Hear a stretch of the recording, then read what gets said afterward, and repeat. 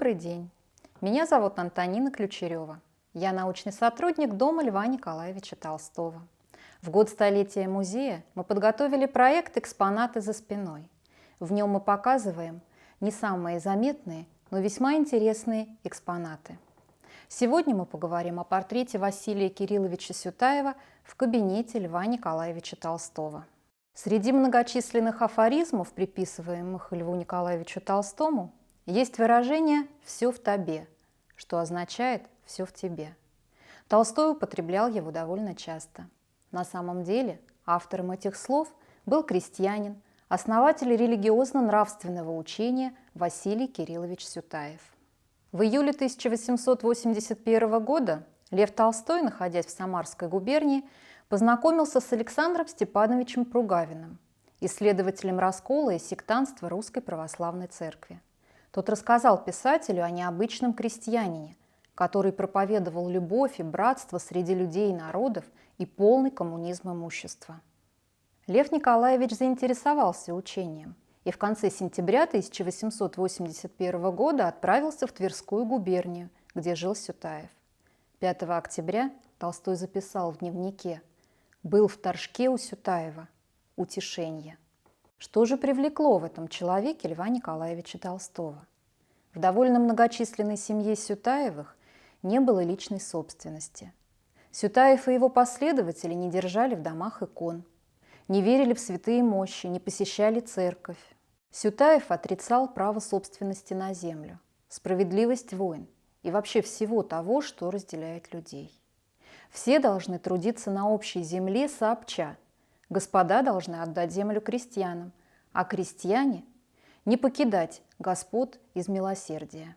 Сын Толстого Илья Львович писал про Сютаева: «Как человек простой, не понимающий компромиссов, Сютаев отрицал всякое насилие и не допускал его даже как противление злу». Такие взгляды были во многом созвучны мыслям Льва Николаевича Толстого, который в начале 1880-х годов переживал внутренний кризис и смену мировоззрения. В конце января 1882 года Василий Сютаев приехал в Москву. Он остановился в доме Толстых в Малом Левшинском переулке, который в это время снимала семья. Илья Львович Толстой так описал Сютаева в своих воспоминаниях. На первый взгляд он произвел впечатление самого обыкновенного захудалого мужичка.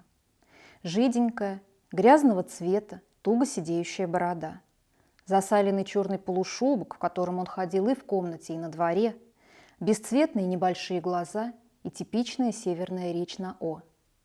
Как всякий хороший степенный мужик, он имел способность держать себя просто и достойно, не смущаясь никаким обществом. А когда он говорил, то чувствовалось, что то, что он говорит, обдумано им основательно, и что поколебать его убеждения невозможно. Илья Львович вспоминал, что Лев Николаевич настолько увлекся идеями Сютаева, что часто специально приглашал гостей послушать крестьянина. Именно в это время Илья Репин, часто бывавший в доме Толстых, написал портрет крестьянина, а старшая дочь Толстого, Татьяна Львовна, сделала копию этой картины. Оригинал Репина по рекомендации Толстого приобрел Павел Третьяков, а копию кисти Татьяны Львовны Лев Николаевич разместил в своем кабинете в Ясной Поляне.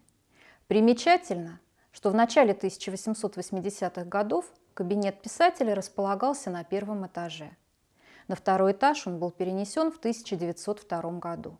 Сюда же переместили и портрет Сютаева. Домашний врач Толстых Душан Маковицкий в своих яснополянских записках приводит слова Толстого об этом портрете, сказанные им в июне 1905 года. «Танина копия репинского портрета Сютаева очень хороша. Мутные глаза, как живые. Иногда вечером смотрю на него. Хотелось бы писать о нем». В 1905 году Лев Толстой, работая над составлением сборника изречений мудрых людей «Круг чтения», один из отделов сборника назвал изречением Василия Сютаева «Все в тебе».